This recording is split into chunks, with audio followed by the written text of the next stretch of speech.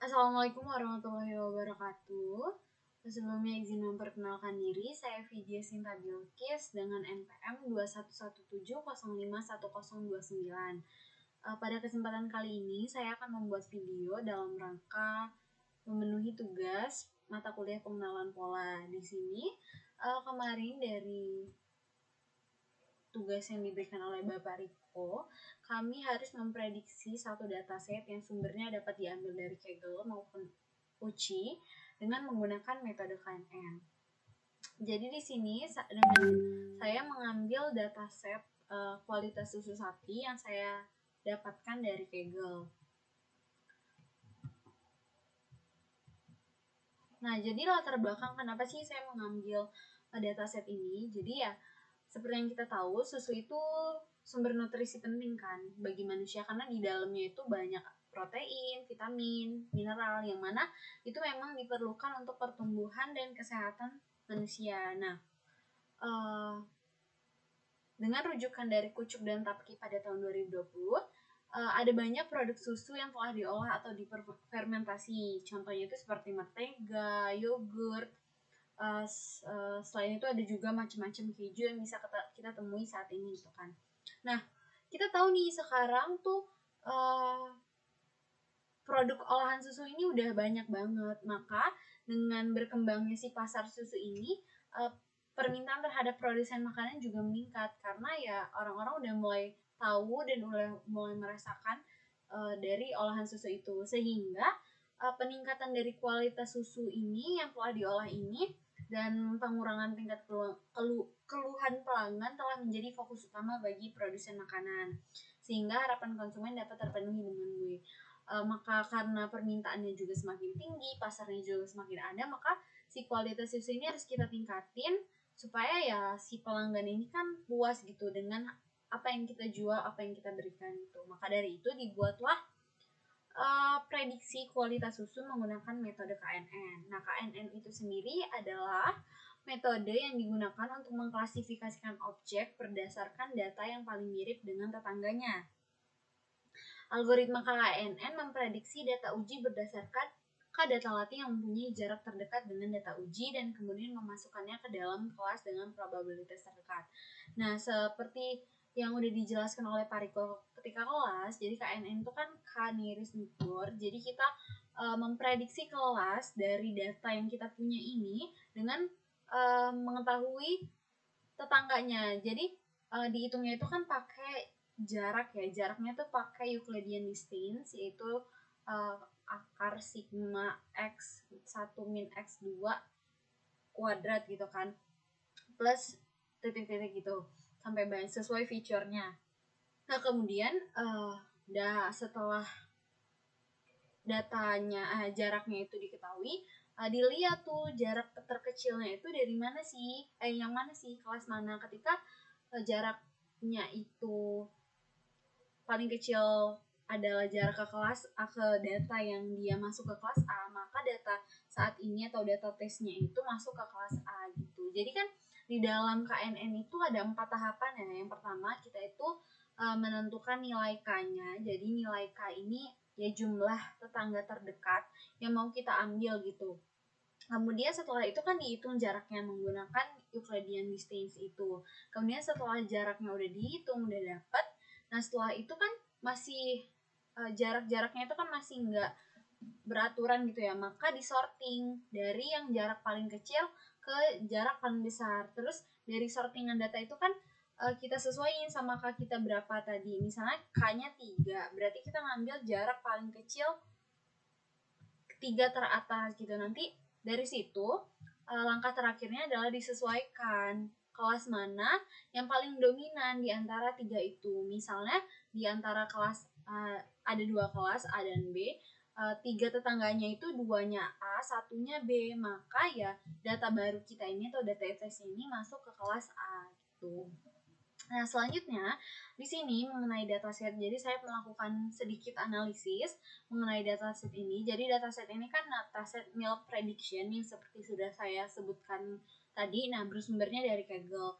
Nah, dalam dataset ini ada 1059 data dengan 8 kolom, di mana 7 kolomnya itu merupakan kolom fitur dan 1 kolomnya itu merupakan kolom target atau kelas.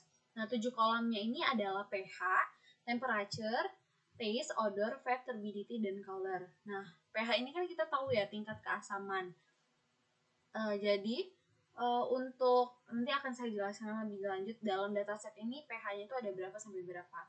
Kemudian temperatur itu suhu dari susunya, taste itu adalah rasa dari susunya itu taste, odor, fat, turbidity ini dia berupa data kategorikal. Jadi 0,1 kalau taste itu kalau 0 itu bad, kalau 1 itu good. Odor juga itu odor tuh bau. Jadi kalau 0 itu bad, 1 itu good.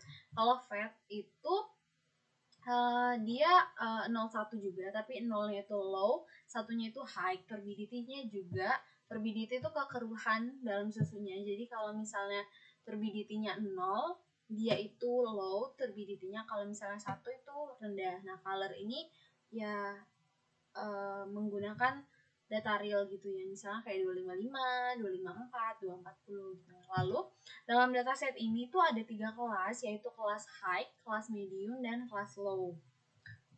Nah, di sini teman-teman bisa lihat, jadi untuk pembagiannya ini, jadi untuk kelas low ini paling banyak ya. Kelas low ini ada 429 data atau dengan presentasi 35,3%. Nah, untuk medium itu 374 data. Ini sepertinya diagramnya salah, ini terbalik ya. Jadi ini yang benar. Jadi medium itu 374 data dan high-nya itu ada 256 data. Lalu di sini untuk tampilan datasetnya ini ada pH, tadi temperature, taste, odor, fat, turbidity, color. Kemudian ada grade atau kelasnya, high, low, and medium. Nah, untuk jadi kemudian kita selanjutnya saya di sini cari tahu. Jadi nilai pH berapa sih ketika dia itu kelasnya high? Nilai pH-nya berapa sih ketika dia itu susunya high, susunya kualitasnya medium, susunya kualitasnya low gitu. Setelah saya plotting berdasarkan dataset tersebut didapatkan. Jadi untuk pH sendiri itu,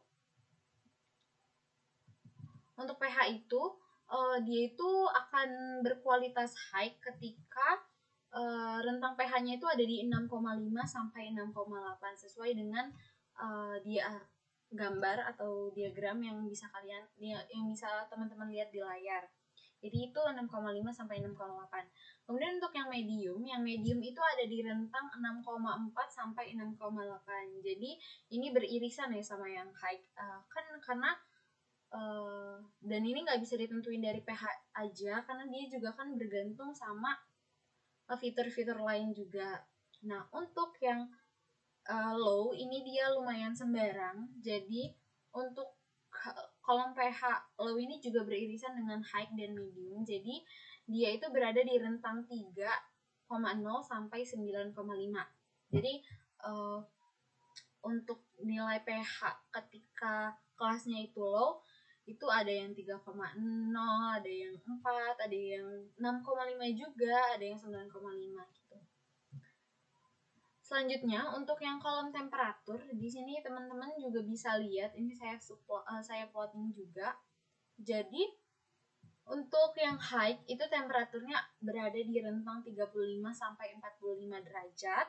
Kemudian yang medium itu ada di rentang 34 sampai 45 derajat dan low itu ada di rentang 34 sampai 90 derajat. Jadi memang temperatur paling rendahnya itu ada di 34 dan paling tingginya itu ada di 90. Dan yang medium yang low ini juga beririsan dengan medium dan high, dan yang medium ini juga beririsan dengan yang high. Selanjutnya, untuk klasifikasi KNN-nya, di sini saya mengambil nilai K-nya itu mencobanya dengan 5 angka yang saya pilih. Kenapa? Alasan pemilihan nilai K ini adalah berdasarkan yang saya baca pada jurnal-jurnal dan artikel. Yang pertama, K terlalu kecil itu akan menyebabkan nilai yang tidak stabil. Dan kalau misalnya K-nya terlalu besar, itu akan menyebabkan bias. Jadi kenapa ini 1 dan 2 itu nggak saya pakai, karena menurut saya itu terlalu kecil, maka nanti hasilnya tidak stabil, dan terlalu besar juga bias. Makanya di sini batasnya cuma sampai 10. Yang kedua, karena kelasnya ini adalah 3, dan sesuai yang saya baca pada beberapa jurnal dan artikel, sebenarnya nggak ada cara tepat untuk memilih nilai K itu bagaimana, tapi disarankan ketika kelasnya itu ada 2, maka pemilihan nilai K itu ganjil, supaya tidak ada seri dalam dalam proses penghitungan kelasnya itu. Nah, kalau misalnya begitupun sebaliknya, kalau misalnya kelasnya ganjil, itu dia pakai nilai K-nya itu genap. Nah, karena di sini saya nilai K-nya itu 3, makanya di sini saya pilih 4 dan 8 dan 10. Kenapa 5 dan 7? Lalu kenapa enggak pilih 6 gitu? 6, 9 gitu kan. Itu karena kan di sini kemungkinan peluang untuk seri itu kan ketika dia nilai kelasnya itu kelipatan gitu kan. 6 itu kan 3 kali 2, jadi ada kemungkinan juga untuk hasilnya itu seri gitu. Makanya 6 nggak dipilih, begitupun dengan 9. Nah, kenapa yang 5 itu sama 7 dipakai walaupun dia ganjil, padahal kan kelas kita ganjil, itu karena ya dia tidak merupakan kelipatan dari 3, jadi tidak ada kemungkinan untuk serinya. Jadi gitu, dengan nilai K-nya ini, dengan nilai akurasi apabila K-nya itu 499,2%, K-nya 5 sama dengan 97,8%, K-nya 7 sama dengan 96,9%, K8 sama dengan 96,9%, dan K10 itu sama dengan 94,3%. Ini untuk bukti aku perhitungannya. Ini K-nya sama dengan 4, K sama dengan 5, K sama dengan 7, K sama dengan 8, dan K sama dengan 10. Nah, dari hasil pemilihan K ini, diketahui bahwa akurasi terbesar itu berada pada nilai K, yaitu 9,92%.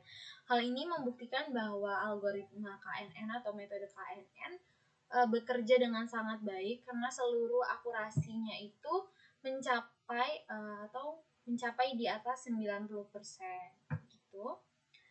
Jadi bisa dibuktikan dengan dataset milk prediction menggunakan metode KNN ini menghasilkan akurasi yang tinggi. Mungkin segitu saja yang dapat saya sampaikan. Kurang lebihnya saya mohon maaf. Pada Allah saya mohon ampun. Saya akhiri. Wassalamualaikum warahmatullahi wabarakatuh.